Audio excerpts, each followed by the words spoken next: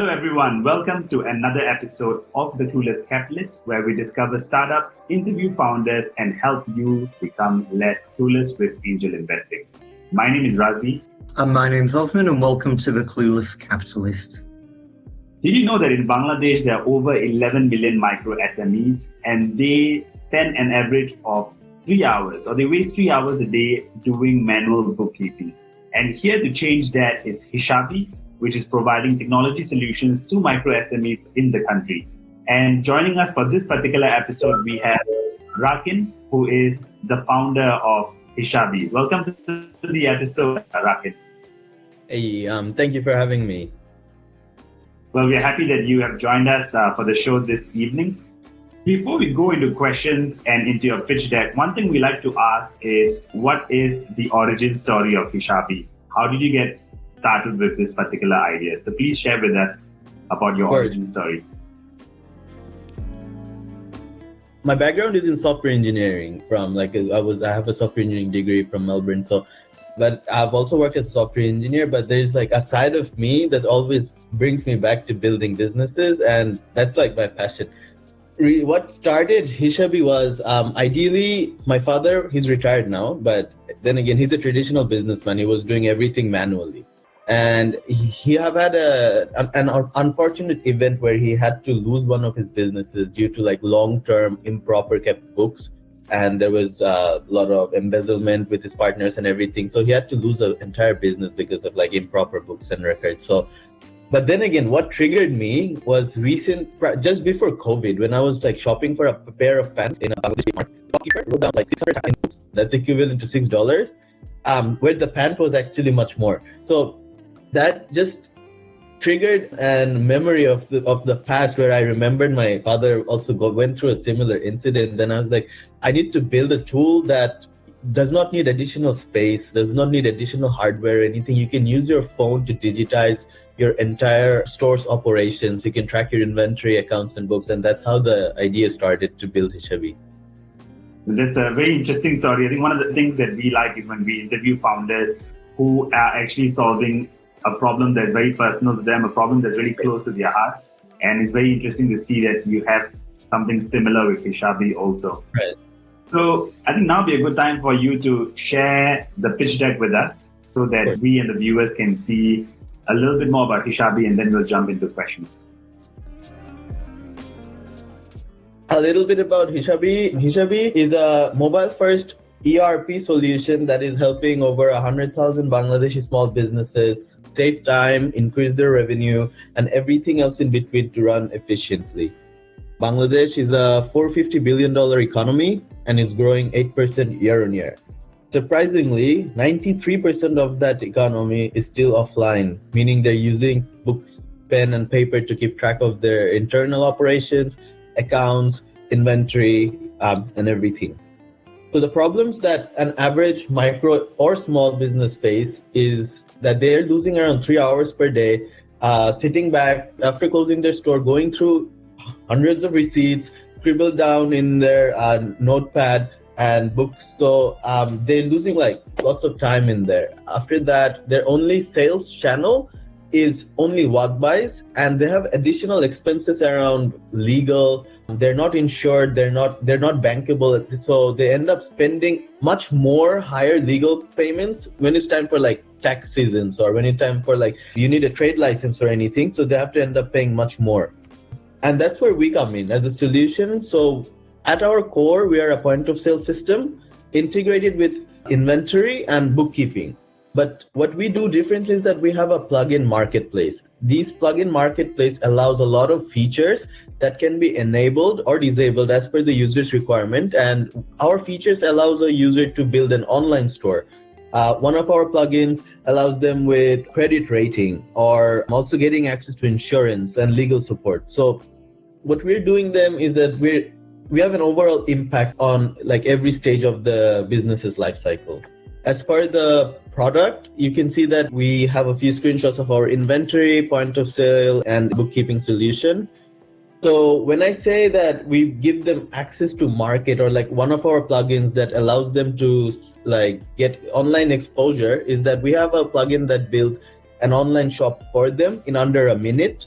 And with that, we're also building a native app for them if required. And we're currently building on a lot of additional channels that our businesses that enrolls with us can go ahead and start selling into other domains. Like, for example, marketing services are there, community marketplaces, and other plugins are there as well.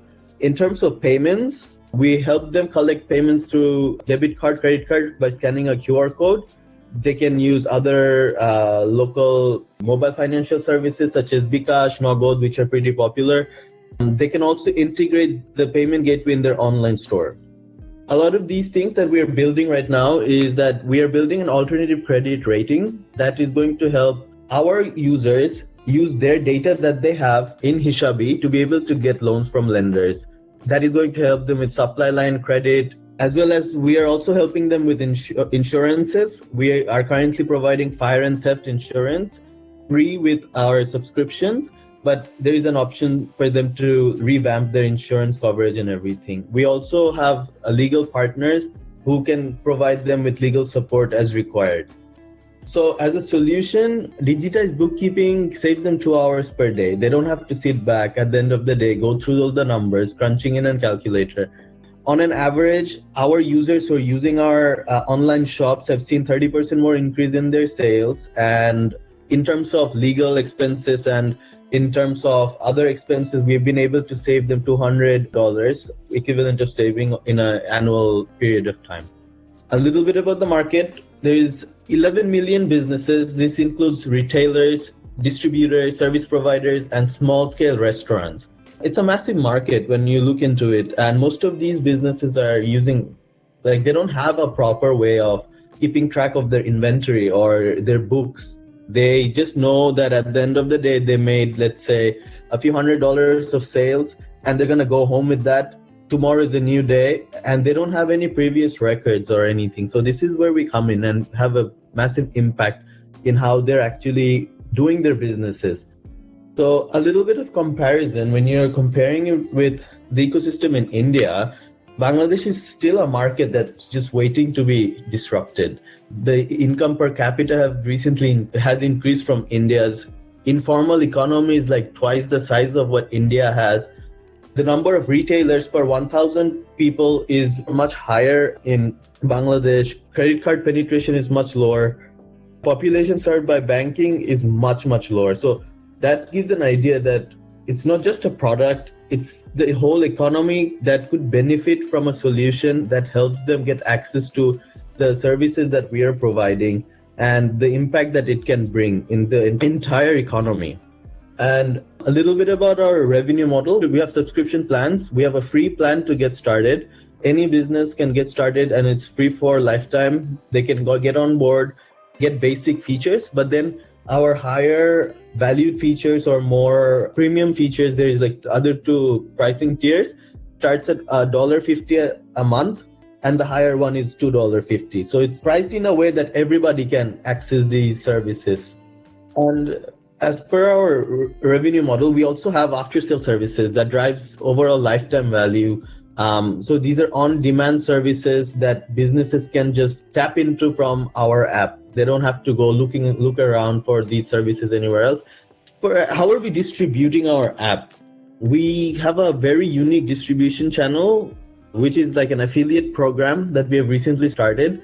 So we are onboarding users who are interested to make HishaBee more accessible in their community, become our dealers.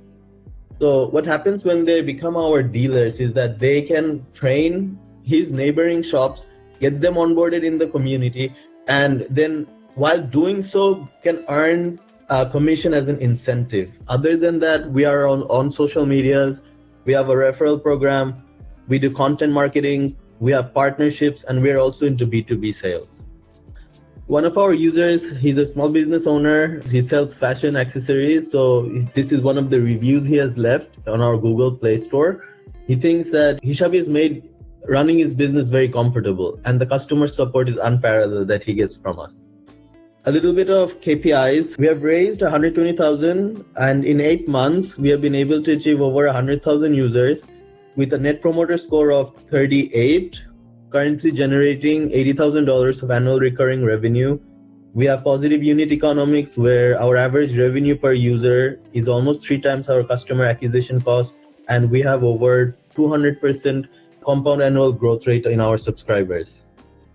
This just shows a little bit about our financial model on where we are at now and where we're going to be in the next 8 months. So as you can see here, we are estimating to be cash flow positive in the next 8 months.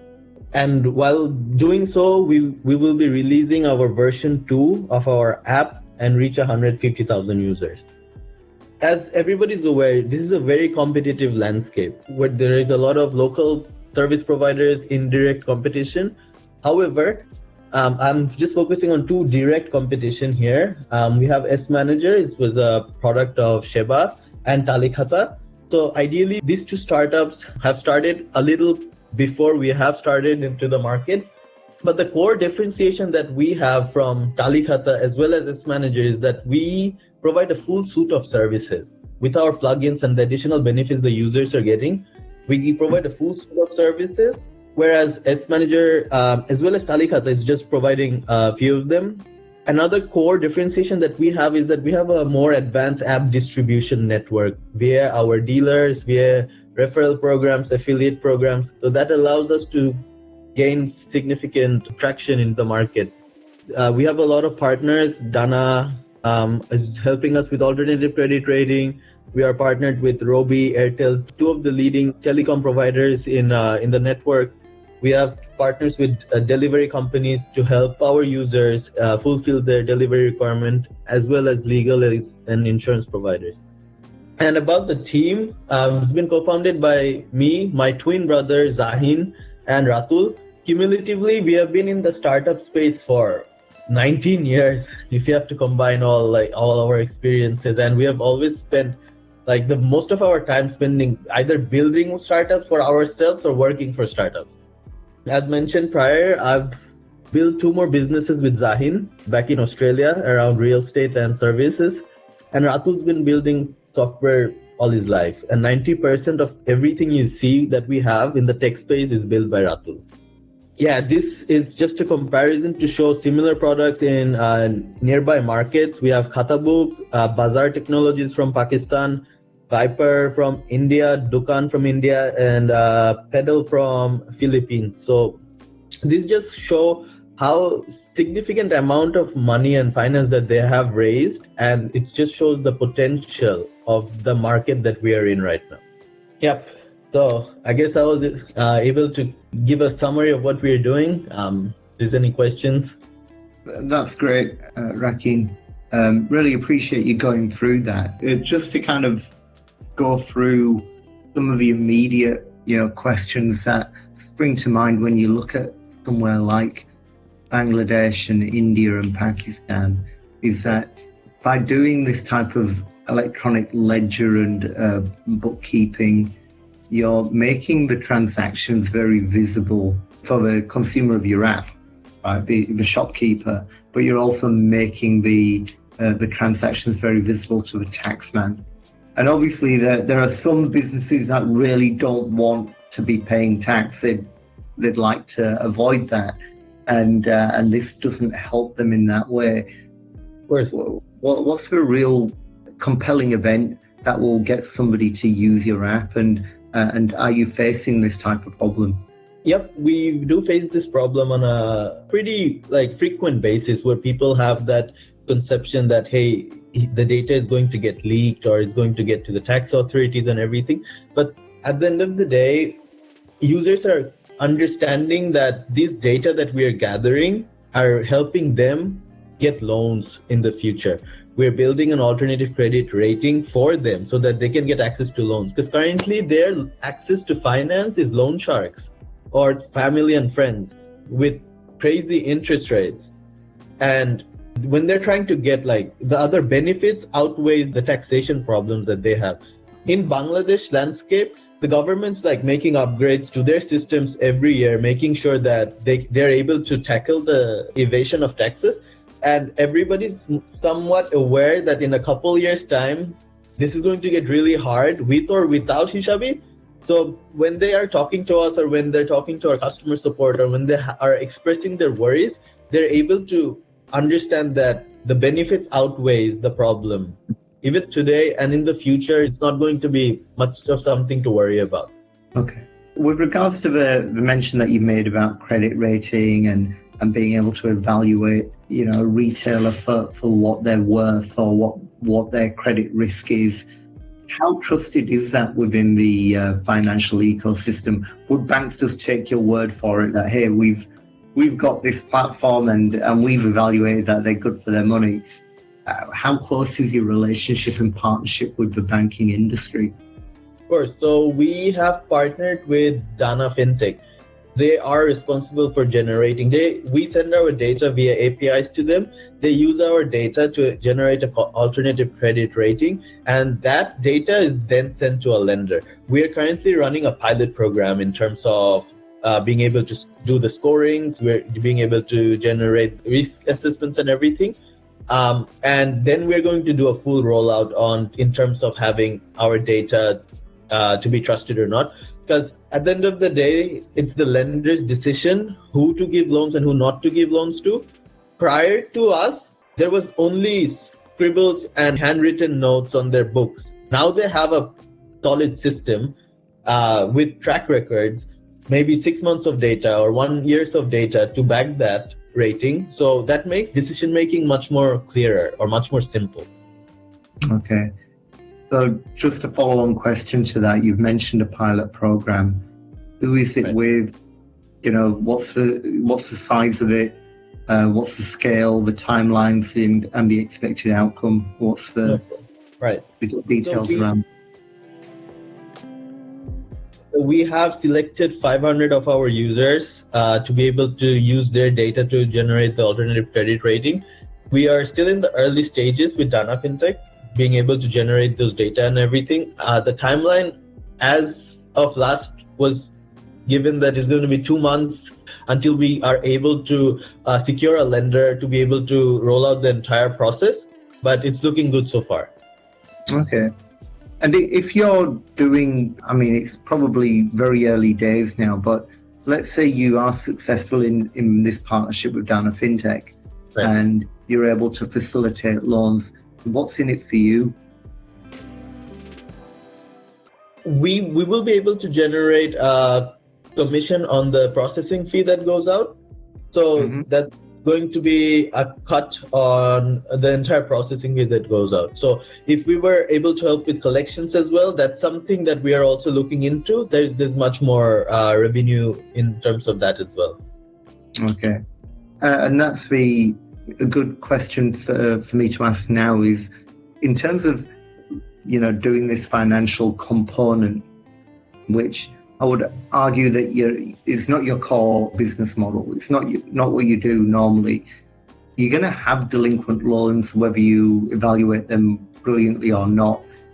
What's the legal framework for you to reclaim those loans? How to recover them?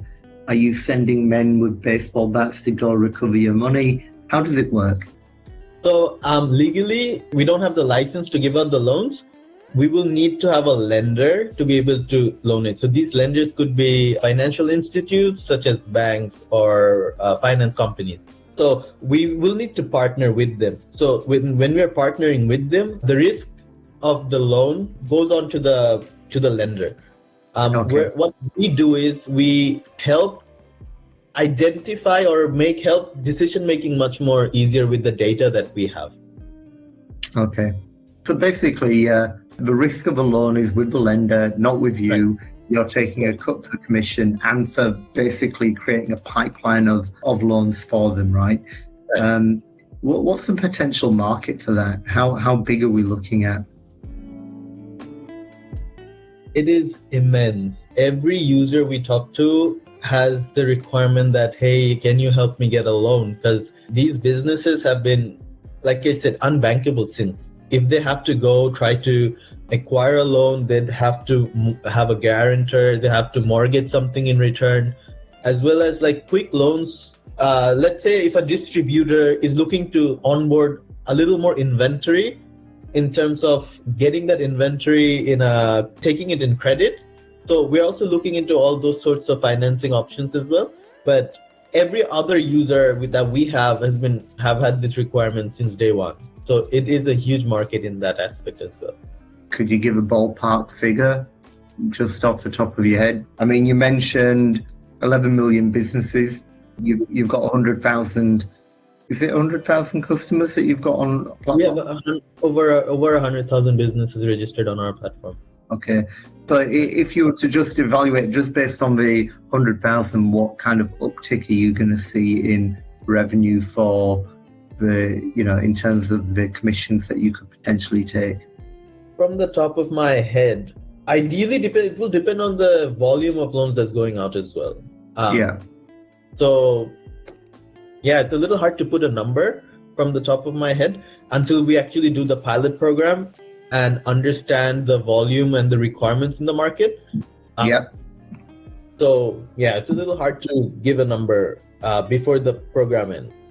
Yeah, no, and it's fair. I understand we've gone off on a bit of a tangent here, right? So it's just one of those questions that crop up when you talk about financial transactions and being part of that in terms of facilitation. It's, in my mind, it's usually a good idea to have an inkling of what that could potentially look like. Of course. So that's why we're starting the pilot program, to be able to analyze, because we still haven't finalized with the lender what's the ticket size of these loans going to be. We're still using this data to analyze and go ahead, because it's going to be around micro loans or nano loans, so which is not too much, but that is still yet to be finalized. I have a couple of questions around the users, right? So you mentioned that there are 100,000 users that you said on the platform. How many of these are free? How many of these are 150? And how many of these are 250? Do you have the numbers? Yeah, of course. So we have around 25 to 26,000 users actively using the app. From that, on a monthly active users, 14,000 are paid users. So the rest of them are using it on a free model. And from the 14,000, roughly, I think 15 to 20% is on a $1.5 plan. The rest is on the highest plan. Okay, that's great actually. If 80% of the users who are paying are using the higher plan, I think that's very promising. The other question that I had was $1.50 a month, right, or $2 a month. What does that look like in Bangladesh? Because I've not been there, so I was wondering, like, for a cup of chai, right, a cup of tea, how much does it cost in Dhaka? 10 taka, so that is 10 cents. 10 cents. Right. Okay, so this is the cost of basically 15 cups of tea a month. 15 cups of tea, saves you so much time and money. That was the entire goal of getting ahead, giving a tool that is really accessible. Yeah, and I think in Bangladesh people probably drink at least 2 to 3 cups of tea a day. So at least. Yeah. So okay, I think that's great to hear. Then the other question that I had was, how long did it take for you to go from no users to getting 100,000 people registering or downloading the app? Right, from no user, that's about 15 months. Okay. And how did you acquire these users? I mean, you did mention the dealer model, which I didn't really understand, and I'm going to get there later. But how did you acquire these initial 100,000 users in 15 months? Right. So ideally, we are on all social media platforms. That generates a lot of our users. So we run a lot of digital ads. So that also acquires a substantial amount of our users. And referral program has been there for a while. One user refers another user. And the dealer program, as you mentioned, which was a little unclear, I can explain that. But that is generating a lot of users right now. We just released the dealer program 1 month ago. So been generating some serious traction. And do you know what's the churn? Like, how many people stop using the app on a monthly basis? It's around 1,000 people churn. It's a pretty high number, given that our early stage product, we're still finding that product market fit. We have around 1,000 people churning a month. Okay. Because I would think, the first aspect of it is to acquire the users, so to get them to download. The second would be to educate them on how to use it. And I mean, I did go to your YouTube channel and I saw there were a lot of videos in Bengali to explain to people how to use the app and how to make full use of it. But then I was curious to know, is there anyone, or do you have a program? Do you have someone who manages a certain area and goes around ensuring that they are using the app and they know how to use it, they're comfortable to use it, and they will keep using it on a daily basis? Is there a program like that? Of course, but we do it through the telephone. We don't have people going around in the stores and actually doing that. So it makes it like logistic wise, it just makes it really costly to have someone traveling around. But what we do is we call each and every user we had on our platform. Like we literally called 100,000 users that registered on our platform. So we called them on the very first day they installed the app to welcome them, to let them know that we are here to train them. We're here to help them transform from an offline, because that's a generational habit of using pen and paper. We are here to help them transform to a digitized solution. And they can also book in a free training with our team, so that they get on a phone call, also on a Zoom call as well, to share the screen and show them how things work. So we do all sorts of things to train them one-on-one, as well as we have the tutorials that you have seen on YouTube that helps them self-learn as well.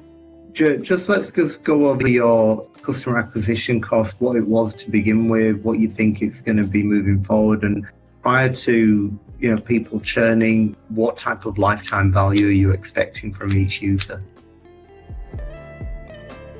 Customer acquisition cost was $4.50. It is around $5 right now. So we're estimating our customer acquisition cost to increase a little bit as time goes, because once we know and ideally have that product market fit, only then we can understand, because we're still targeting a lot of users. We're still playing around a lot with a lot of data that we're getting. In terms of the customer acquisition cost, it may increase a little bit, but we already have positive unit economics. Like we break even on the first month that they're in our platform, a paying user. And in terms of a lifetime value, it's currently around $15. We are estimating that to increase substantially as we release our version 2 of our app. Version 2 has all the market feedback embedded into it. Everybody who's been saying that, hey, if this was something like that, we have taken every consideration of users' feedback, did a few prototype runs in the market with actual users. So we're building the final version of version 2, and that's coming in a couple months. So that is going to really impact retention, churn, and increase overall lifetime value. Yeah. Were there any specific themes regarding churn that you feel that you're confident is going to reduce the 1,000 users that you're seeing per month? Yeah, of course. So ideally, the people who's churning, we call them as well. Like, hey, what is the reason behind you not using the app?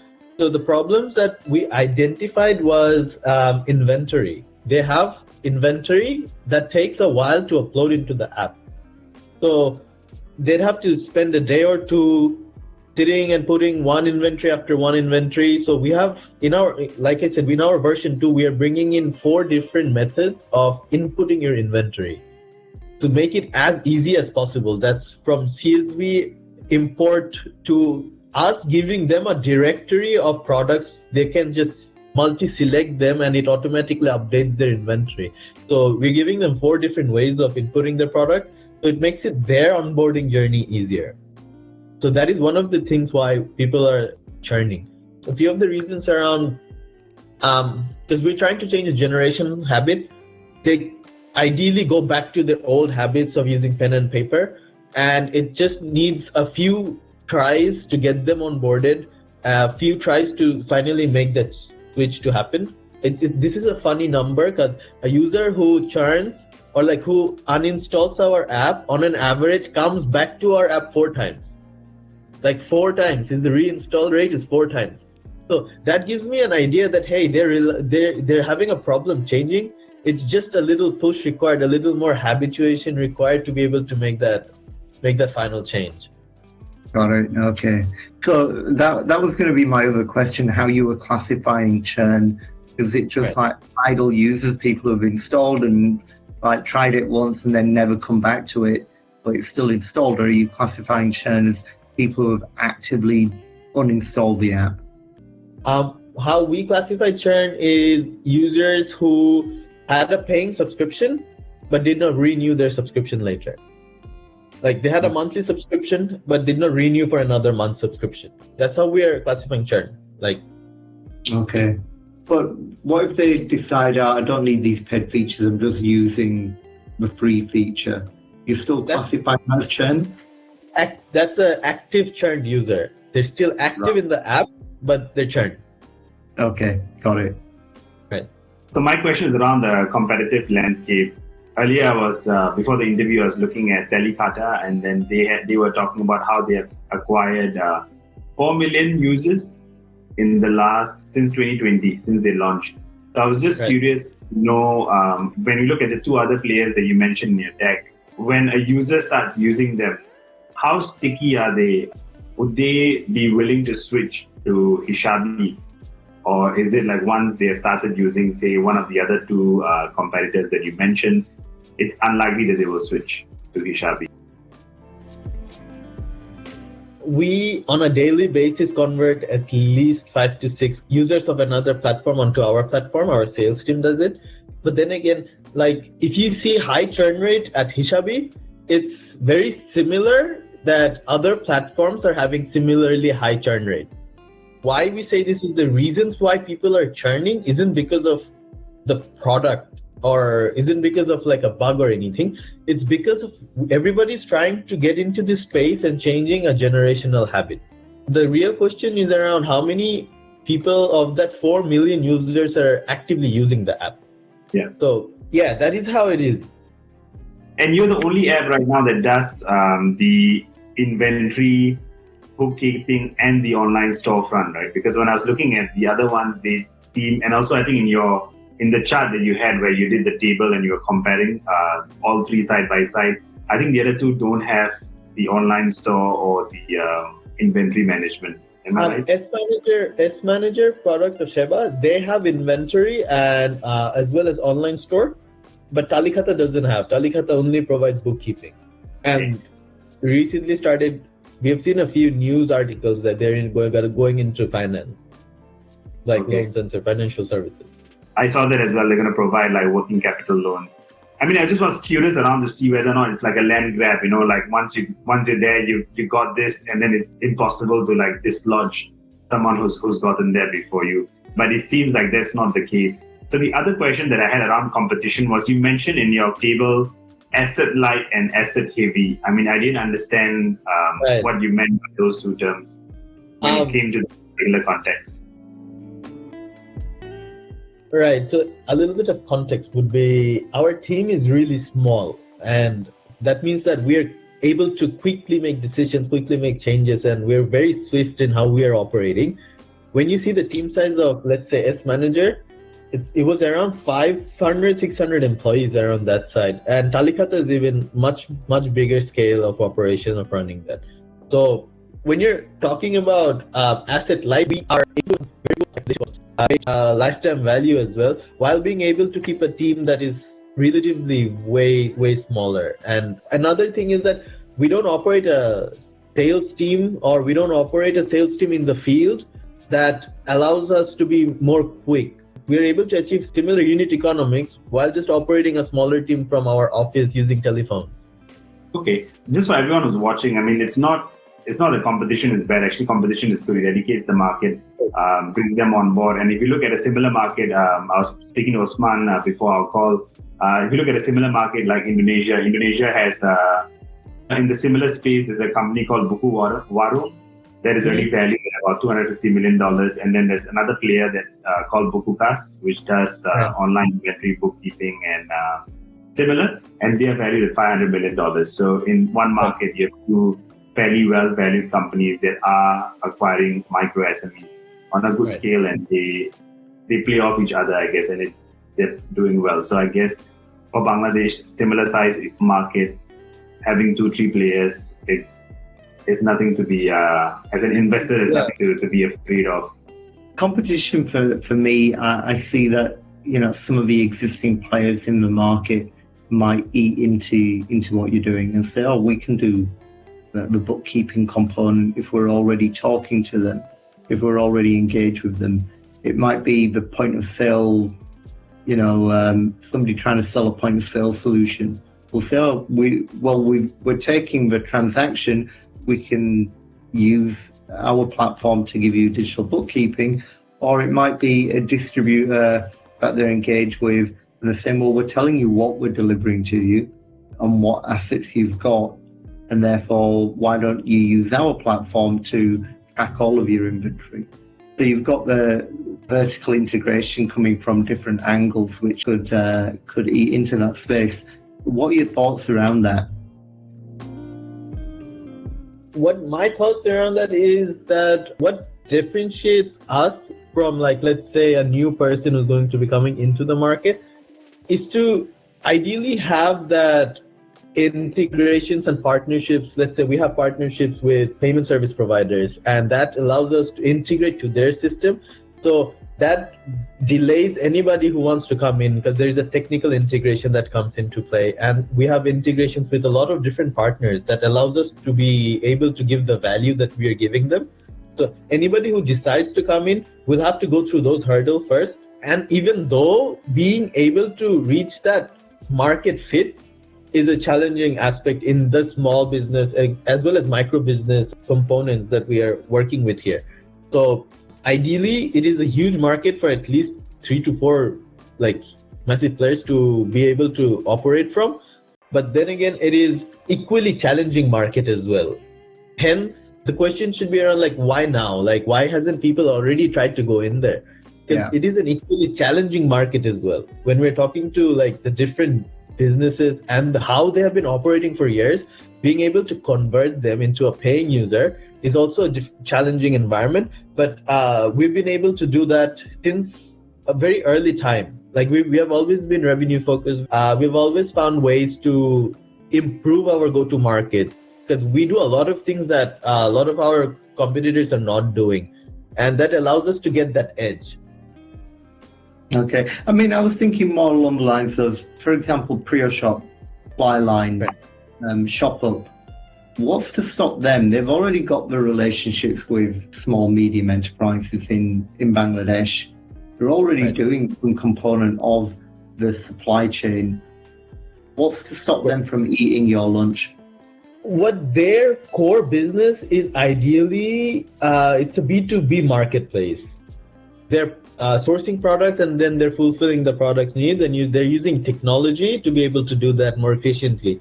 Ideally, they would be a tech-powered distributor. How a distributor works, but they have the tech to be able to rapidly scale it. So their core business isn't around providing software as a service to businesses. So they could come into this space. However, that would generally mean that they need to go into more verticals than they're currently on. Okay.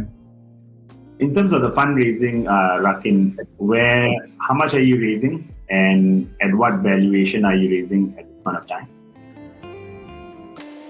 We are currently doing a bridge round, as we are expected to be cash flow positive in the next 8 months. So we are not doing a seed round until we reach cash flow positive. We are raising $200,000.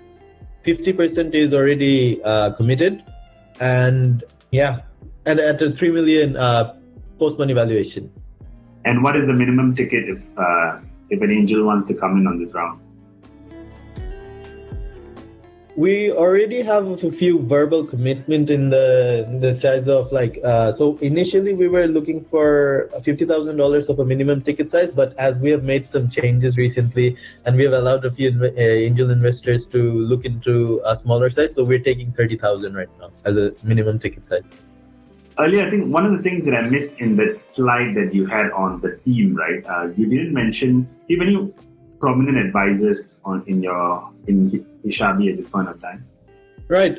So our first investor, Celis, their entire management team has been really hands-on on advising and guiding us with strategies and everything. So even with tech support, mentorship and everything, we are getting prominent support from there. We're also getting huge support from Accelerating Asia's mentorship network and their entire support system. Okay. So coming back to fundraising, I mean, to recap, so you are raising $200,000 at a 3 million valuation. You already have 50% committed, and the minimum ticket is $30,000. Right. And when are you looking to close the round? We're looking to close the round by end of November. We don't have much, there's not much time, but like by the end of this month. What does success look like, and what's holding you back? For me, success looks like 5 million businesses using HishaBee to transform how they're doing business in 2 to 3 years period of time. And what's stopping me back from getting to that scale is that we're working on releasing a version 2 of our application right now. So the 100,000 users you're seeing is that we are not even trying to scale our product. We're just deploying our go-to-market strategies, finding out what works and what not works, just getting ready to make that blitz scale start. So we're just finding what works, what doesn't work, and all the revenue and everything you see is just a byproduct of us trying different strategies. But then again, we're just waiting for our version 2 to launch, and once that's out, we should be able to just start scaling and just getting users and start making actual impact. How far are you from version 2? We are estimating that's going to be out in 3 months, 2 to 3 months now. Okay, so in the new year, January. Yeah, around January. Besides the version 2 that's coming up, is there anything else that's exciting that could excite a potential investor to feel like this is going to be a rocket ship that they want to be on? And do you have anything else that's exciting that's coming up? We're working in a lot of verticals. If you see that we are into e-commerce enablement, we are into giving insurance, we're into loans and everything. So a lot of these things we have just we're still optimizing and at a very early stage. So when you look into like maybe in 6 months time or 1 year time, and all these verticals have matured, so it's going to bring immense value to anybody. So when you're talking about insurance, where the penetration of non-life insurance, what we're working with is 0.4%. So that's like not even a percent. So that itself has a huge market to be explored on the insurance side, and likewise on all the other verticals that we have been trying and we have been evaluating on what's the best vertical to be looking at. So a lot of these things comes with the version 2 that's coming out and that's getting deployed. So yeah. I mean, for me, when I look at the numbers, and what made me really interested was the fact that the valuation now is 3 million, and when I look at what's happening in Indonesia, and you have similar players being valued at 250 and 500 million, that shows me what's possible with HishaBee if we execute well and you're able to pull it off to go from 3 million to potentially where they are at. So that's what was interesting to me. So the last question for you then is, what does an exit look like if someone were to invest now? If someone were to invest now, if it's an angel investor, what happens when like let's say when we're doing Series A, that would be ideally a much bigger round where we're working with VCs. An investor's exit would be there when a VC comes in and tries. Normally what happens is they take the smaller percentage of angel investors. So that's an exit for them who's coming in now. But in general, exit would be ideally through IPO, or let's say, because we're in a space, let's say we're in Bangladesh and there is like much bigger player in Indonesia or likewise who wants to come into this market. There's scopes of acquisitions as well. But ideally, I'm looking into IPO to be an exit for like much larger sense. Okay.